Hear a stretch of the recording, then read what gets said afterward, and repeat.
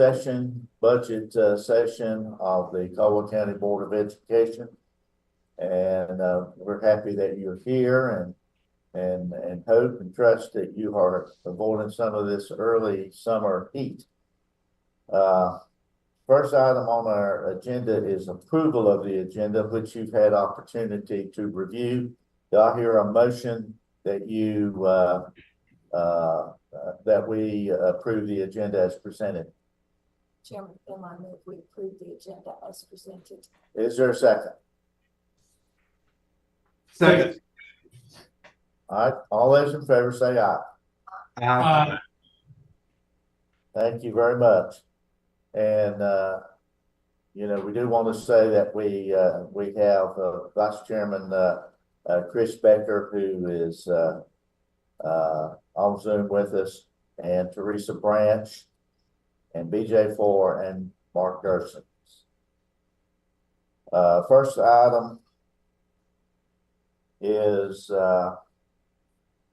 we need to move the date of our next meeting.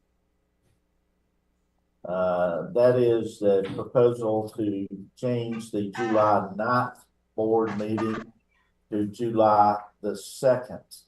And that will be at 8 o'clock in the morning. And when that meeting is over with, the board will also have a work session.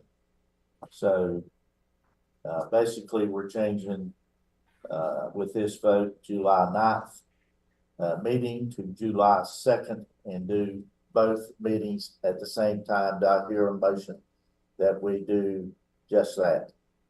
I make that motion. Is there a second? Second. All right, any discussion? All those So in that's favor it. say Wait a minute, that's just a second. That's 8 a.m. I thought that was going to be in the afternoon. That's 8 a.m. we have 8 a.m. Wow. Okay, that's going to be a struggle for me because I'll have both my kids. I don't know if I can make it at 8 a.m. with both kids. I'll do my best. Okay. So my wife's out of town. I can't get a babysitter at 8 a.m. So I'll do my best. I thought it was going to be 3 o'clock. So anyway. All right, those in favor say aye. Aye. Aye. Any opposed? No, I would oppose, but obviously that's just because of my schedule. That's fine. Well, we understand that. Yeah. All those in favor say aye. Aye. Aye. Any opposed? And Mark opposed. So motion passes. We will be meeting. Our next meeting will be board meeting will be at 8 o'clock on March the 2nd. July 2nd. And then also on July the 2nd, after our board meeting, we will be having our work session. Okay. The next item of business is I need to turn the meeting over to our Chief Financial Officer, Assistant Superintendent, Mr. David Johnson. Thank you, Mr. Chairman. I appreciate you allowing me to present some budget amendments today for the year-end close. I'm going to start with, I may be out of order. I may have had the Speak up, David. first. Speak up, David. I may have had the interim budget first. I'm going to go ahead and do the interim budget for the Caldwell County Schools. This allows us to continue to make expenditures up until the state budget approves. Can you hear me? Kathy shaking her head no. Good. Can you hear me? You can hear me? Just need to speak up. Okay, Where's David, the mic? mic's right here. Okay. Let me try this. Okay, I'm gonna try to adjust to be over here next to the mic. Can you hear me now? Okay, great. I'm gonna start with the interim budget for 24-25. This interim budget will allow us to continue to make expenditures for the 24-25 school year until the state adopts a budget. And right now, I don't know when that'll be. I'm hearing rumors sometime maybe around September, even though there's it is a biennial budget. Okay, do I hear a motion? that we approve the 2024-2025 interim budget as, Mr. Johnson has presented. Chairman Penn, I make that motion. Is there a second? All those in favor say aye. Aye. Any opposed? Motion passes. Next, The next thing I have are some budget amendments. I'm gonna start with budget amendment number 9 is for the state public school fund. It's in the amount of $2 million, excuse me. $2,001,284, primarily for the state budget. This is for the guaranteed allotments that we don't receive a budget for, but we have to actually include in our budget. We don't get a budget, an allotment from the state. This includes things like state longevity, annual leave payout, and disabilities that we've actually had expenses for that will become part of our budget at year end that we have to include. The next one is for budget amendment number 10, is for the local current expense fund. It's in the amount of $1,448,184. It is it actually appropriates additional revenues in the local current expense fund that receive. Primarily, these revenues are for the additional indirect cost we received on some of our ESSER grants that are expired. Budget amendment number 11 is for the special grant fund. It is just basically transfers between purpose codes to get our expenditures in line at year end. Budget amendment number 12 for the federal grant fund, $457,000. It updates to our current federal allotments. As you know, the state and federal allotments change consistently throughout the year.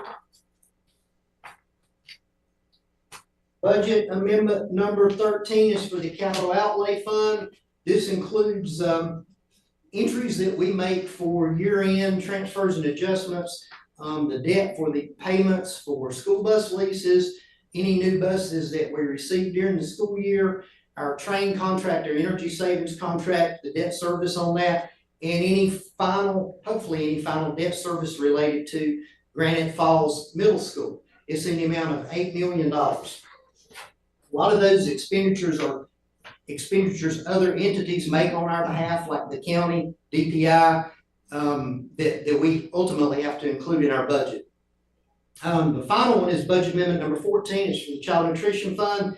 It's in the amount of $1,224,618. It's for transfers and additional supplies needed for the child nutrition budget. If approved, these total amendments will bring the total budget for Caldwell County Schools to $171,277,658.06.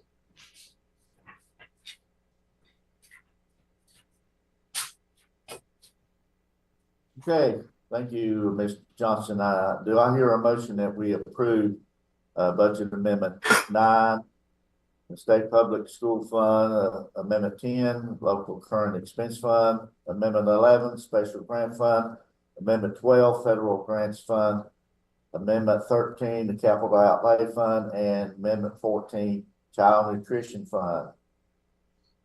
Do I hear a motion that we approve these budget amendments? Chairman Penn, I'll make a motion. We approve the amendments 9 through 14 as presented. Okay, thank you. We have a motion. Is there a second?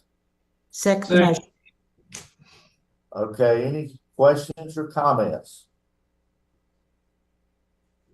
I will say right now that based on preliminary numbers for closing of the year end, it doesn't look like we're going to use anywhere near the $3.4 million that we had budgeted in fund balance. And I do want to say that's because we've tried to use the ESSER funds in a manner that will help offset our local. And unless something really goes sideways at this point, I don't see that we're going to use any of the nearly as much of the 3.4 as we have budgeted. And these amendments do not increase use of fund balance either. That's great. Any other comments or questions? Thank you, David, for what you do and your workers. Thank you. All those in favor say aye. Aye. Any opposed? Motion passes. Thank you, Mr. Johnson. We appreciate, as Joe indicated, what you do and what your staff does. Next on the agenda, I'll turn it over to our superintendent, Dr. Don Phipps. Thank you, Mr. Chairman. I have a couple of recommendations here. I'd like to go through just the list and explain what they are and then come back and given the nature of what I'm recommending, they probably need to be voted on separately. The first is recommendation for Bill Griffin's replacement. This would be the HR Assistant Superintendent. And my recommendation is Dr. Thomas Howell. He would receive a 2-year contract with the effective date August the 1st. He is currently the HR Director in Avery County. Has been doing that work there for 2 years. And in a small county like that, he's had his plate full in terms of having to do a lot of the work that we have team members in HR that do. So I'm excited about having somebody who's done that and is very familiar with it. We met with him with the interview team. I also asked him to come back for a follow-up the next day. We had the HR team sit down with him for an hour and a half or so, and we feel good about that hire. So what I'm asking today would be for us to vote for him to be approved for that position. And then Destin said that we need to wait until the 1st of July to do the contracts for my contract extension, cabinet contract extension, any of them that have a time date stamp on them. And because this is a 2-year contract, even though it starts in August, it'll be planned to do it next week. So when we do the vote today, it will be for approval for him to go into that position. And then the actual contract will be presented next week. The next one that's on our list is Chrissy Byerly for the assistant principal position at William Lenore Middle School. This is a current employee that we have at Whitnall. She was a career middle school teacher. She and I have talked quite a bit. I've had her meet with Jason Addy, the new principal there, and we feel that she can really add support to him with the middle school background. So she would not be a new contract. This would be a continuation, and really it's just a reassignment transfer with everybody involved in agreement with that. The third one is Dr. Jennifer Deneen, who was at Gamewell Middle School. I'm recommending her for the assistant principal position at Whitnall, and her contract would not be continuing because she'll be on an assistant principal contract, and that would be a 2-year contract like we do everybody when they start. That will be effective July 1, 2024. But again, we'll have to come back to you all at our meeting next week with that actual contract for approval. And then the last that I have here on my list is Michelle Britton, who works in finance. David and I have been talking about this for some time.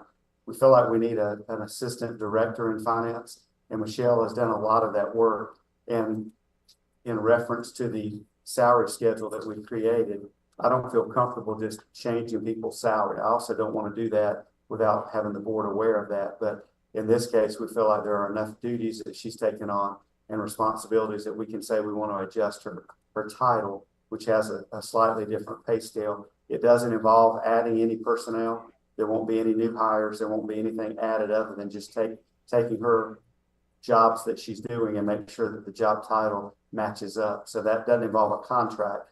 Again, all that would just be for your knowledge, but I like to have it recorded in the minutes to reflect that the board was aware of that. So, Mr. Chairman, if we could get approval for the HR Assistant Superintendent for the position, Dr. Thomas Howell, for a 2-year contract for the position of HR Assistant Superintendent with the actual contract being presented next week. We're just asking for him to be approved for the position. That allows him to go ahead and resign from his position in Avery County and work out his dates and then be able to start with us. Okay, do I hear a motion that we give approval for Dr. Thomas Howell to go into the position of HR Assistant Superintendent? Like I said, we will vote on that later, and he'll go into his contract will be as of August 1st. Is there a motion to to put, Dr. Howell in that position. I make that motion. Is there a second? I second the motion. Any comments? So Chairman Pennell, Yes. just curious as to when Dr. Griffin, what is his last day? The last That day, transition. there won't be any, well, there won't be any carryover. Bill's gonna start in Alexander County on July 1. And Thomas Howe will start with us on August 1st, but he'll try to spend some time with us in the month of August as his schedule allows. But he has 30 days, or really whatever's agreed upon between him and his superintendent to work out. So we decided August 1st, and then I'll be carrying the HR load for that 30 days through the month of July. That's kind of what I was leading to. Yeah, where would that role fall on? I'm assuming that's you. Okay, all right, just clearing that up. Thanks. There's a great HR team that is doing the heavy lifting, and I'm just there to help. They're guiding the way, and I'm just there with them, so I'm good. Gotcha. Okay.